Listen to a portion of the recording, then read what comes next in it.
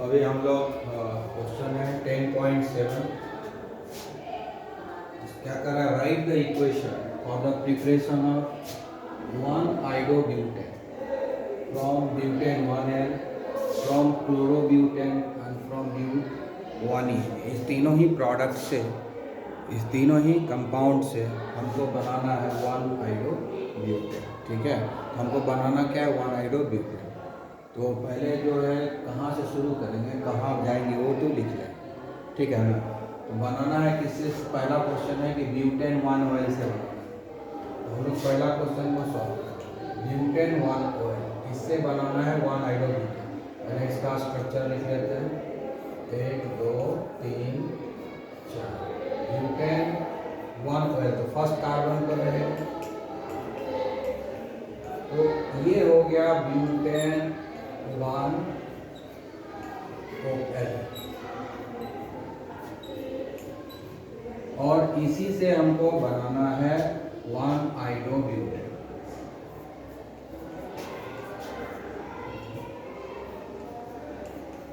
ये हो गया 1-iodobutane।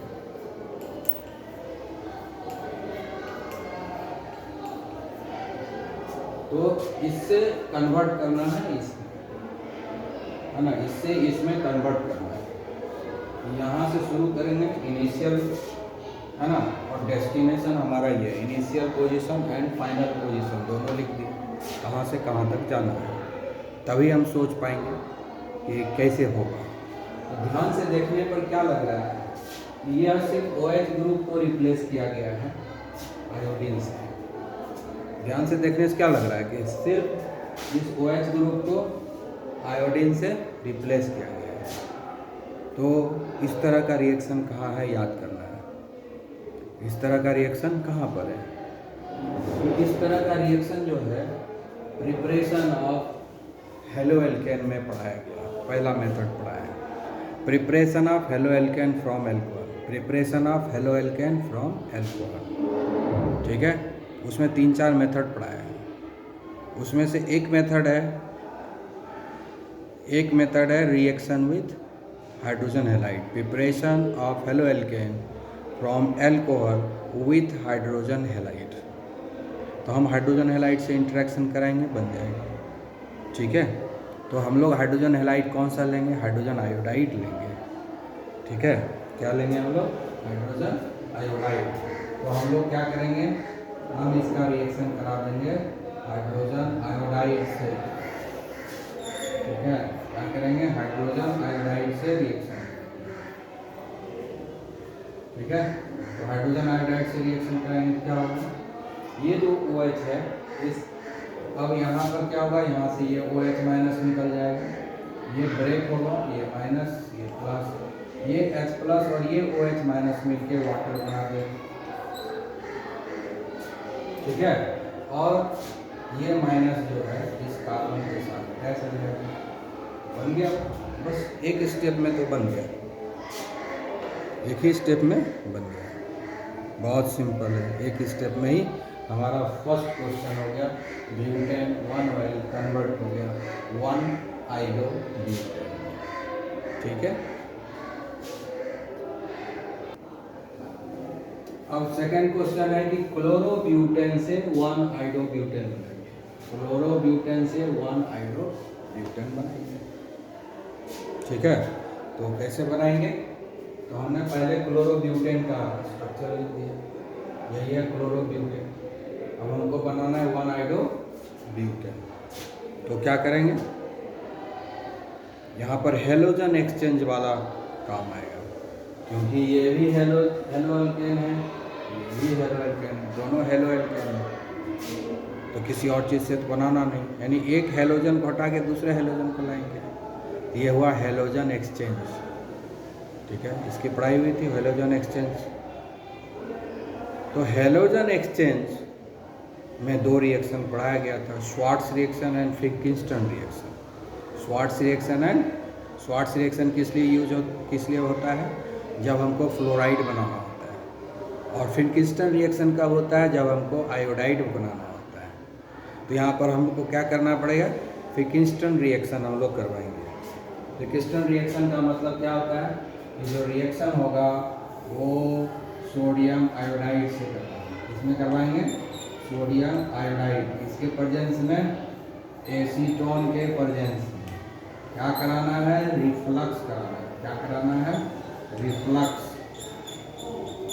ठीक है, ये रिफ्लक्स कर देंगे, सोडियम आयोडाइड से रिएक्शन करवाएंगे तो हेलोजन एक्सचेंज हो जाएगा। ठीक है, और यहाँ क्या निकल जाएगा, यहाँ ये क्लोरीन निकल जाएगा। ठीक है, यहाँ पर ये टूटेगा, ये नेगेटिव ये पॉजिटिव, ये सोडियम आयन इस क्लोराइड आयन के साथ रिएक्शन करके NaCl बना के बाई प्रोडक्ट बनेगा और ये I- यहाँ जाके रिप्लेस कर देगा, यहाँ पर अटैच हो जाएगा, ये प्रोडक्ट बन गया। ठीक है, ये भी सिंपल ही रिएक्शन है। तो अब हम लोग को तीसरा क्वेश्चन है। तीसरा क्वेश्चन है कि 1 आइडोब्यूटेन बनाइए, किससे, ब्यूट 1-ENE, ब्यूट 1-ENE आइडोब्यूटेन में कन्वर्ट, ब्यूट 1-ENE से 1 आइडोब्यूटेन में कन्वर्ट करना है। ठीक है, तो कैसे होगा, तो हमने पहले स्ट्रक्चर लिखा, ये क्या है, ब्यूट 1-ENE, ये क्या, ब्यूट 1-ENE, और ये क्या है हमारा 1 आइडोब्यूटेन, तो इससे इसमें कन्वर्ट करना है। ठीक है, तो पहली बात देखना होगा कि यहाँ पर डबल बॉन्ड है, तो यहीं पर एडिशन ऑफ सर्टेन थिंग हुआ है। अगर हम हाइड्रोजन आयोडाइड का रिएक्शन करा देंगे तो वो बन जाएगा। ठीक है, लेकिन रिवर्सिबल रिएक्शन होगा, इसलिए ये नहीं कराएंगे। यहाँ पर मार्कोनिकॉफ एडिशन या एंटी मार्कोनिकॉफ एडिशन आएगा, समझना पड़ेगा कैसे। अगर हम यहाँ पर हाइड्रोजन हैलाइड का एडिशन करेंगे तो इस कार्बन पर देखो आयोडीन आया है, फर्स्ट कार्बन पर ही आयोडीन, जो ये हाइड्रोजन है, ये हाइड्रोजन 2 तो पहले से है और अभी भी 2 ही हाइड्रोजन है और आयोडीन जुड़ गया, यानी इस पर आयोडीन जुड़ा है और इस पर हाइड्रोजन जुड़ा है, ये CH है तो ये बन गया है CH2। इसका मतलब हाइड्रोजन जो है इससे जुड़ा है, इसका मतलब हाइड्रोजन जो है, अगर हम हाइड्रोजन आयोडाइड लें, ठीक है, इसका एडिशन करवाएंगे तो हाइड्रोजन इस कार्बन पर जुड़ेगा और आयोडीन इस कार्बन पर जुड़ेगा, तभी ना ये प्रोडक्ट बनेगा। तो ऐसा तो संभव तभी है ना, क्योंकि हाइड्रोजन जा रहा है किस कार्बन पर, जिस पर नंबर ऑफ हाइड्रोजन कम है। यहाँ हाइड्रोजन किस पे जा रहा है, ये हाइड्रोजन इस पर आ रहा है, इस पर एक हाइड्रोजन है और इस पर 2 हाइड्रोजन है। ये हाइड्रोजन आयन किस पे जा रहा है, जिस पर नंबर ऑफ हाइड्रोजन कम है। ये तो एंटी मार्कोनिकॉफ एडिशन हो, एंटी मार्कोनिकॉफ एडिशन में ही हाइड्रोजन उस कार्बन से जुड़ता है जिस पर नंबर ऑफ हाइड्रोजन कम रहता है, तो एंटी मार्कोनिकॉफ एडिशन कराना होगा, यानी पेरोक्साइड इसमें यूज करना पड़ेगा एज ए कैटलिस्ट, तभी ना एंटी मार्कोनिकॉफ एडिशन होगा। यानी मार्कोनिकॉफ एडिशन नहीं कराना है, यहाँ पर हमको कराना पड़ेगा एंटी मार्कोनिकॉफ एडिशन। ठीक है, दूसरा बात यहाँ पर ये आता है कि अगर हम हाइड्रोजन आयोडाइड से रिएक्शन करवाते हैं तो ये तो बनेगा, ठीक है, लेकिन डायरेक्ट हम नहीं करवा पाते हैं, इसका रिएक्शन स्लो होता है, तो इसलिए हम डायरेक्ट जो है आयोडीन नहीं बनाते हैं इसमें पहले क्लोराइड या ब्रोमाइड बना लेते हैं, फिर हेलोजन एक्सचेंज करते हैं। ठीक है, क्योंकि हाइड्रोजन आयोडाइड एक तो अनस्टेबल होता है, जल्दी मिलता नहीं है। दूसरा बात है कि एडिशन जो होता है हाइड्रोजन आयोडाइड के साथ, एडिशन ऑफ हाइड्रोजन आयोडाइड कराना थोड़ा डिफ़िकल्ट होता है, इसमें हाइड्रोजन ब्रोमाइड से ही करवाते हैं। एडिशन जो है हाइड्रोजन क्लोराइड भी नहीं कराते हैं, हाइड्रोजन आयोडाइड भी नहीं कराते हैं, ठीक है, हमेशा हाइड्रोजन ब्रोमाइड कराते हैं, जो इंटरमीडिएट रेट ऑफ रिएक्शन से रिएक्शन होता है। रेट ऑफ रिएक्शन जो है इंटरमीडिएट होता है, मॉडरेट होता है, उसी से करवाते हैं। तो इसलिए पहले हम लोग इसको हम ब्रोमाइड में कन्वर्ट कर देंगे, तब फिर जा कर के इसको हम लोग कन्वर्ट करेंगे, हेलोजन एक्सचेंज से आयोडाइड में कन्वर्ट करेंगे। इस मेथड से डायरेक्टली हम आयोडाइड नहीं बनाते हैं। तो पहले हम लोगों को ब्रोमाइड बना लेना है, क्योंकि यहाँ पर हाइड्रोजन क्लोराइड का एडिशन नहीं होता है, हाइड्रोजन ब्रोमाइड का ही होता है, मार्कोनिकॉफ एंड एंटी मार्कोनिकॉफ।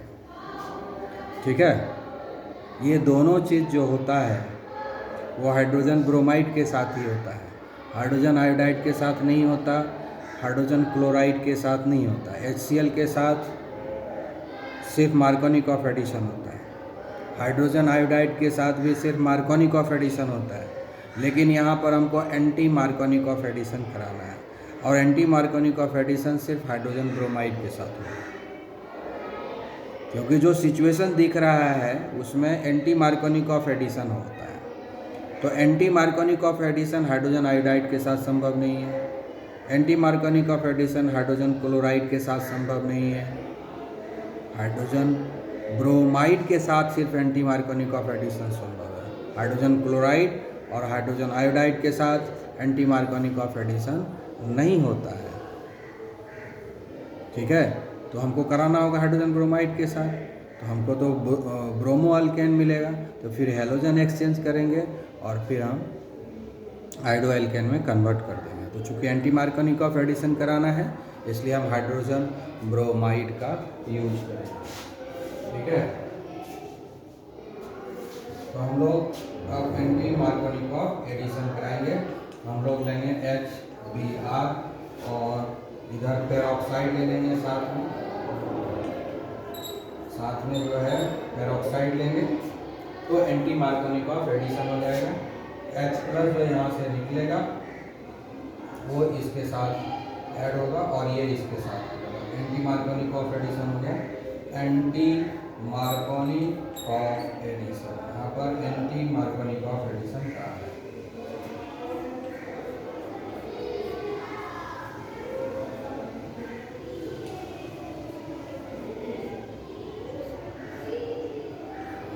हो जाएगा और कौन से ये सिंगल हो जाएगा और यहाँ CH2 है ही, इसके साथ जो है ब्रोमाइड। ठीक है, तो हमको बन गया 1 ब्रोमोब्यूटेन। अब बन क्या गया 1 ब्रोमोब्यूटेन।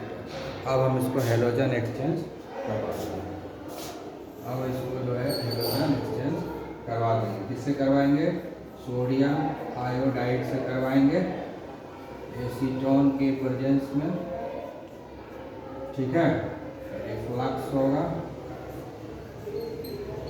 ठीक है, यहाँ पर NaBr बन के निकल जाएगा और आयोडीन इसके पास आ जाएगा, आयोडीन इसके पास आएगा। ठीक है, आयोडीन जो है यहाँ इस कार्बन से जुड़ जाएगा और ब्रोमीन सोडियम से जुड़ जाएगा और ये कंपाउंड हमको मिल जाएगा। ये फिर किस रिएक्शन, तो 2 स्टेप में ये रिएक्शन है। इसके पहले जो 2 रिएक्शन बताया उसमें सिंगल स्टेप में हो गया था प्रोडक्ट फॉर्मेशन, लेकिन इसमें 2 स्टेप में प्रोडक्ट का फॉर्मेशन हुआ। ठीक है, what are ambident nucleophiles? Nucleophiles मतलब न्यूक्लियस लविंग। एम्बिडेंट न्यूक्लियोफाइल्स का मतलब होता है इसके पास 2 एटम है जिसके थ्रू ये न्यूक्लियोफिलिक अटैक कर सकता है। न्यूक्लियोफाइल को ही रिप्लेस करता है। तो जहाँ पर ये न्यूक्लियोफाइल अटैक करता है वो न्यूक्लियोफिलिक सेंटर कहलाता है। ये न्यूक्लियोफाइल है, इसके ऊपर नेगेटिव चार्ज है, तो ये क्या करता है, जहाँ पर पॉजिटिवली चार्ज्ड स्पीसीज है वहाँ जाके अटैक करेगा, या इलेक्ट्रॉन रिच साइट है जहाँ जाके अटैक करेगा। तो जहाँ पर न्यूक्लियोफाइल अटैक करता है उसको हम लोग बोलते हैं न्यूक्लियोफिलिक सेंटर। ठीक है, न्यूक्लियोफिलिक सेंटर कौन होगा? जो इलेक्ट्रॉन डेफिशिएंट होगा या पॉजिटिवली चार्ज्ड होगा, है ना। जो सेंटर, जो पर्टिकुलर स्पीसीज में एक पर्टिकुलर सेंटर होगा, एक पर्टिकुलर एटम होगा जो कि इलेक्ट्रॉन डेफिशिएंट होगा, मतलब उसके पास 8 इलेक्ट्रॉन नहीं होगा, 8 से कम होगा, तो इलेक्ट्रॉन डेफिशिएंट हो गया। जैसे कि बोरोन होता है ना, बोरोन ट्राइक्लोराइड में बोरोन क्या होता है? इलेक्ट्रॉन डेफिशिएंट है। AlCl3 में क्या है? Al क्या है? इलेक्ट्रॉन डेफिशिएंट है, क्योंकि दोनों में एल्यूमिनियम का भी 6 कंप्लीट होता है, और BCl3 में जो है बोरोन का भी ऑक्टेट कंप्लीट नहीं होता है, 6 ही रहता है। ये इलेक्ट्रॉन डेफिशिएंट मॉलिक्यूल है, तो इस पर अटैक कर सकता है न्यूक्लियोफाइल। ठीक है, तो पहले समझ गए कि न्यूक्लियोफाइल कहाँ अटैक करेगा, न्यूक्लियोफिलिक सेंटर पर अटैक करेगा। लेकिन यहाँ एम्बिडेंट क्या है? एम्बिडेंट का मतलब होता है कि वैसा न्यूक्लियोफाइल जिसके पास दो दो डोनर एटम होता है और एक साथ दोनों से डोनेट नहीं करता है, किसी एक से डोनेट करता है ना। डिपेंड करता है रिएक्शन मीडियम के ऊपर। ठीक है, तो ऐसा ही एक एग्जांपल है हमारे पास साइनाइड का। ठीक है, जैसे ये साइनाइड है, ये न्यूक्लियोफाइल है, ये एक न्यूक्लियोफाइल है, यहाँ पर है, यहाँ नेगेटिव चार्ज है। ठीक है, ये डोनेट इस पेयर को भी कर सकता है, इस पेयर को भी कर सकता है। यहाँ पर भी एक 1 पेयर ऑफ इलेक्ट्रॉन है कार्बन पर, और नाइट्रोजन पर भी 1 पेयर ऑफ इलेक्ट्रॉन है। तो जहाँ इलेक्ट्रॉन डेफिशिएंट साइट होगा वहाँ पर इस दोनों में किसी एक से वो डोनेट कर देता है, डिपेंडिंग अपॉन द साइट। ठीक है, तो इस तरह का जो न्यूक्लियोफाइल है जिसके पास दो दो डोनर एटम होता है और लेकिन वो किसी एक से ही डोनेट करता है पेयर ऑफ इलेक्ट्रॉन, तो उसको हम लोग बोलते हैं एम्बिडेंट न्यूक्लियोफाइल। ठीक है, तो ये एम्बिडेंट न्यूक्लियोफाइल है। एम्बिडेंट न्यूक्लियोफाइल क्या हो गया? Ambident nucleophile are those nucleophile which have two donor atoms which can donate the pair of electron depending upon the situation, but it can donate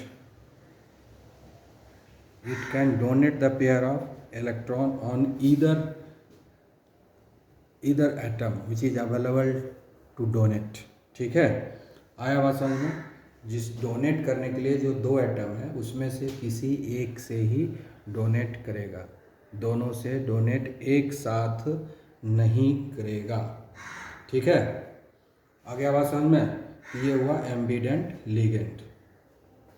ठीक है, इस दोनों में से कोई ईदर ऑफ दीज टू, दो डोनर एटम है, ये भी डोनर एटम है, ये भी डोनर एटम है, डोनर एटम।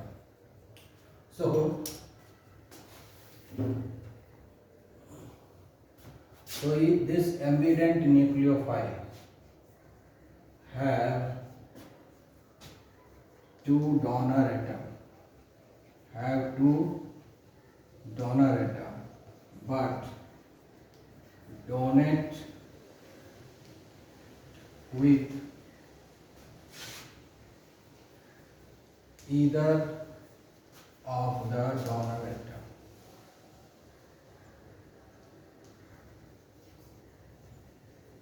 ठीक है, तो इसके पास दो डोनर एटम, लेकिन ये डोनेट जो करेगा वो सिर्फ किसी एक से ही करेगा, दोनों से डोनेट नहीं करेगा। ठीक है, have two donor atom but donate with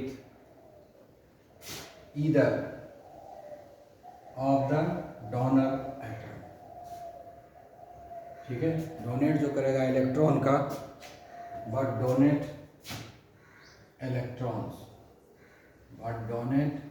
electrons, pair of electrons. ठीक है,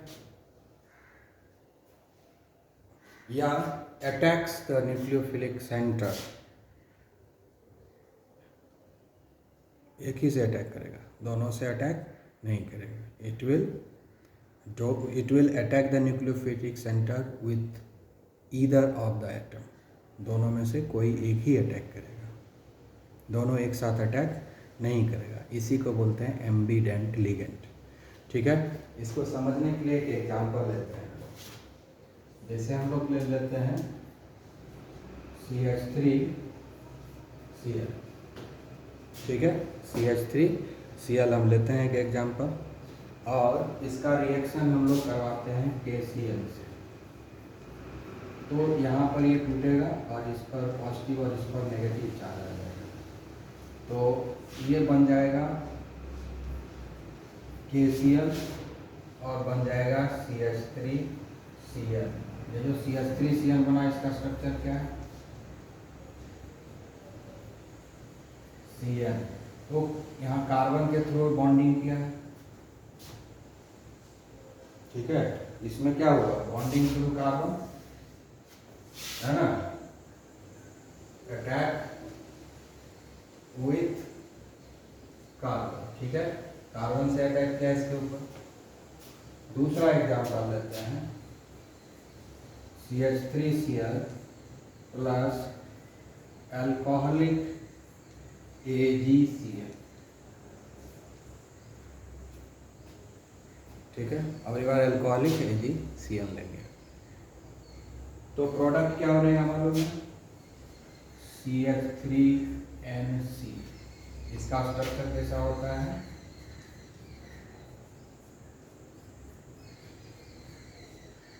इसका स्ट्रक्चर कैसा है? ठीक है। ये हो गया साइनाइड का स्ट्रक्चर।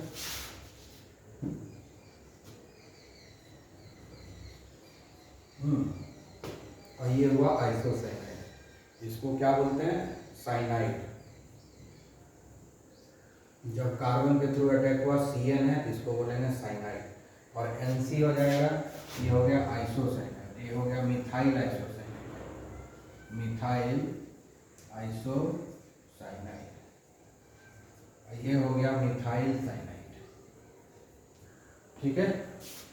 तो CN जो क्या है?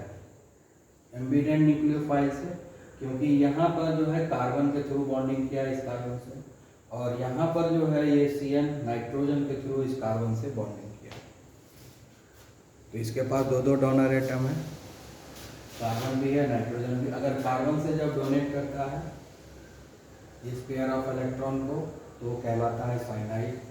नाइट्रोजन से जब डोनेट करता है तो कहलाता है आइसोसाइनाइड, ठीक है। तो ये समझ में आ गया होगा। इसके अलावा और एक हम एग्जांपल देते हैं, ठीक है। जैसे एक होता है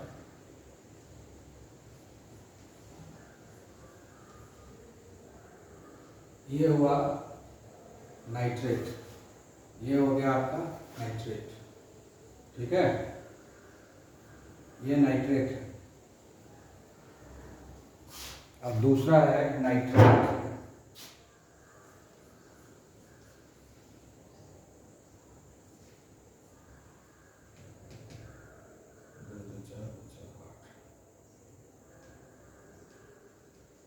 यहाँ ऑक्सीजन के थ्रू किया डोनेट, और यहाँ नाइट्रोजन के थ्रू किया। दोनों वही है, ONO दोनों तो एक ही चीज़ है, लेकिन दोनों का जो है डोनेशन डिफरेंट हो रहा है, ठीक है। तो यहाँ पर भी है ये 2 4 6 8 हो गया, 2 4 6 और 8 हो गया, 2 4 6 8, 2 4 6 8, ठीक है। तो यहाँ पर कोऑर्डिनेट कोवलेंट बॉन्ड है। तो यहाँ पर देखिए कि इसके पास डोनर एटम दो है, नाइट्रोजन भी है और ऑक्सीजन भी है।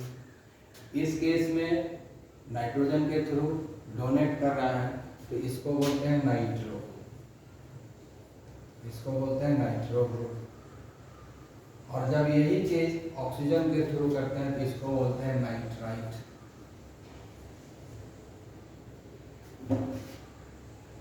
ठीक है। तो ये दो चीज बनता है। तो आप ध्यान से देख सकते हैं।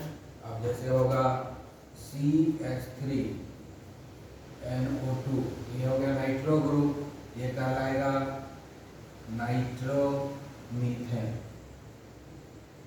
क्योंकि यहाँ पर नाइट्रोजन के थ्रू जो है कार्बन का बॉन्डिंग है। दूसरा क्या होगा CH3ONO, ये कहलाएगा मिथाइल नाइट्राइट। ये क्या कहलाएगा? मिथाइल नाइट्राइट, क्योंकि ऑक्सीजन से कार्बन का बॉन्डिंग हो गया इसमें, और इसमें हो गया नाइट्रोजन का बॉन्डिंग हो गया कार्बन से, तो नाइट्रो कहलाएगा। तो इस प्रकार से जो है एम्बिडेंट न्यूक्लियोफाइल का एक्सप्लेनेशन हुआ।